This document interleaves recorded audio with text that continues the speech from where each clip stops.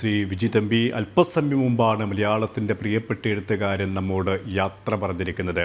അദ്ദേഹത്തിൻ്റെ വിയോഗം വാക്കുകൾക്കതീതമാണ്. നികത്താകാനാകാത്ത നഷ്ടം എന്നത് ഒരു ആലങ്കാരികമായ പദമല്ലാതായി മാറുന്നത് MTയുടെ ഒരു വിയോഗത്തിലൂടെയാണ്. കാരണം ആ വിയോഗത്തെ നമുക്ക് അങ്ങനെ തന്നെ വായിച്ചെടുക്കാം. കാരണം അദ്ദേഹം എഴുത്തിൻ്റെ ഏത് മേഖലയായി കഴിഞ്ഞാലും, അത് തിരക്കഥയായി കഴിഞ്ഞാലും കഥയായി കഴിഞ്ഞാലും നോവലായി കഴിഞ്ഞാലും, അദ്ദേഹത്തിൻ്റെ എഴുത്തിന് മറ്റാർക്കും വഴങ്ങാത്ത, മറ്റാർക്കും അനുകരിക്കാൻ കഴിയാത്ത അത്രയും സൗന്ദര്യമുണ്ട്. അങ്ങനെയുള്ള മഹാനായൊരു എഴുത്തുകാരനാണ് യാത്ര പറഞ്ഞിരിക്കുന്നത്. എങ്ങനെ അനുസ്മരിക്കുന്നു താങ്കൾ? നമസ്കാരം. മലയാള സാഹിത്യ സിനിമ വേദിയിലെ കുലപതി എന്ന് പറയാവുന്ന ഒരു വ്യക്തിത്വമാണ് ശ്രീ MT വാസുദേവൻ നായർ.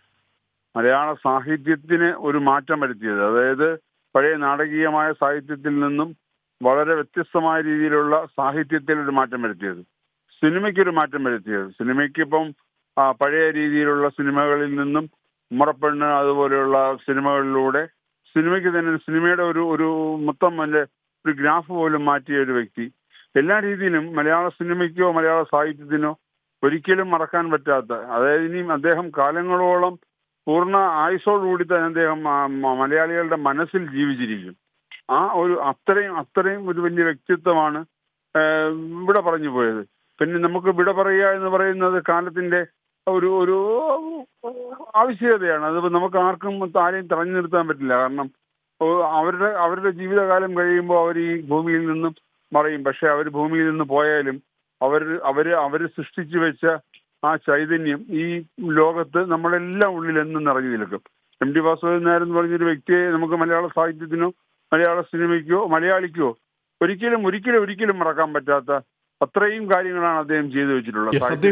അദ്ദേഹം എന്ന ചലച്ചിത്രകാരൻ, അദ്ദേഹത്തിന്റെ ആ സംവിധാനത്തിൽ പിറന്ന സിനിമകൾ, അദ്ദേഹം തിരക്കഥയൊരുക്കി ഏകദേശം 54ഓളം സിനിമകൾ. ആ സിനിമകളൊക്കെയും ഒന്നിനൊന്ന് മികവാർന്നതാണ്. പ്രത്യേകിച്ച് അദ്ദേഹത്തിന്റെ സംവിധാന ശൈലിയായി കഴിഞ്ഞാലും അദ്ദേഹത്തിന്റെ ഒരു തിരക്കഥയായി കഴിഞ്ഞാലും പലരും പറഞ്ഞു കേട്ടിട്ടുണ്ട്. പ്രഗത്ഭരായ സംവിധായകരടക്കം, ഹരിഹരനടക്കമുള്ള സംവിധായകർ, അദ്ദേഹത്തിന്റെ ഒരു തിരക്കഥ കയ്യിൽ കിട്ടിക്കഴിഞ്ഞാൽ ഒരു സംവിധായകന്, ഒരു ഛായാഗ്രഹന് അത്രത്തോളം ജോലി എളുപ്പമാണ്. കാരണം അതിൻ്റെ ഓരോ കാര്യങ്ങളും അദ്ദേഹം ആ എഴുത്തിലൂടെ പ്രേക്ഷകർക്ക് പകർന്നു നൽകുമെന്ന് അല്ലേ? അത്രത്തോളം ഒരു ചലച്ചിത്രകാരൻ എന്ന രീതിയിൽ അദ്ദേഹത്തെ എങ്ങനെയാണ് താങ്കൾ അദ്ദേഹത്തിൻ്റെ കഥകളായാലും സിനിമകളായാലും തിരക്കഥകളായാലും ഓർത്തെടുക്കുന്നത്?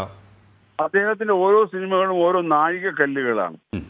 ഇപ്പോൾ എനിക്ക് തോന്നുന്നു ഇപ്പം മലയാള സിനിമയിൽ ഏറ്റവും അടുത്ത കാലത്ത് വന്ന ഒരു വടക്കൻ വീരഗാഥ, ചന്തു എന്ന് പറഞ്ഞൊരു ചതിയൻ ചന്തു അല്ലെങ്കിൽ വില്ലൻ ചന്തു എന്ന് പറഞ്ഞ ചന്തുവിനെ ആ വില്ലനിൽ നിന്നും ഹീറോ ആക്കി മാറ്റുകയാണ് അദ്ദേഹം ചെയ്തത്. അപ്പൊ അതിന്റെ ഒരു ചൂട് പിടിച്ചായിരിക്കാം അദ്ദേഹം പിന്നെ രണ്ടാം മുഴ എന്നൊരു നോവൽ എഴുതിയത്. സിനിമ ആക്കണമെന്ന് അദ്ദേഹത്തിന് വലിയ ആഗ്രഹം ഉണ്ടായിരുന്നു. പക്ഷെ അത് സിനിമ ആക്കാൻ പറ്റിയത് തന്നെയാണ്. പക്ഷെ എന്തോ പല കാരണവശാലും അത് നടന്നില്ല. പക്ഷെ അതുപോലെ തന്നെയാണ് അതില് അപ്പം ഭീമൻ രണ്ടാം ഊഴം എന്ന് പറയുന്ന ഭീമന്റെ കഥാപാത്രമാണ്. അതുപോലെ തന്നെയാണ് ചന്തു വടക്കൻ വീരഗാഥയിൽ ചന്തുവിനെ ചന്തുവിന്റെ ആ ഒരു നെഗറ്റീവ് ഇമേജിനെ മാറ്റിയെടുത്ത സിനിമയാണത്. അതുപോലെ തന്നെ പെരുന്തച്ചൻ എന്ന് പറഞ്ഞാൽ എന്താണ് നമ്മുടെ പെരുന്തച്ചൻ എന്നുള്ളത് വ്യക്തമാക്കി കാണിക്കുന്നത്. അത് എത്രയോ സിനിമകൾ, അതാണ് പറഞ്ഞ ഓരോ സിനിമകളും അദ്ദേഹത്തിന്റെ ഓരോ സിനിമകളും നാഴികക്കല്ലുകളാണ്. നമുക്ക് ഒരിക്കലും മറക്കാൻ പറ്റാത്ത സിനിമകളാണ് അദ്ദേഹത്തിന്റെ എല്ലാ സിനിമകളും. അതുകൊണ്ട് തന്നെയാണ് ഞാൻ പറഞ്ഞത്, അദ്ദേഹം ഈ കാലങ്ങളോളം മലയാളി ഉള്ളിടത്തോളം, മലയാള സാഹിത്യം ഉള്ളിടത്തോളം, മലയാള സിനിമ ഉള്ളിടത്തോളം MT വാസുദേവൻ നായർ ജീവനോടെ തന്നെ നിലനിൽക്കും.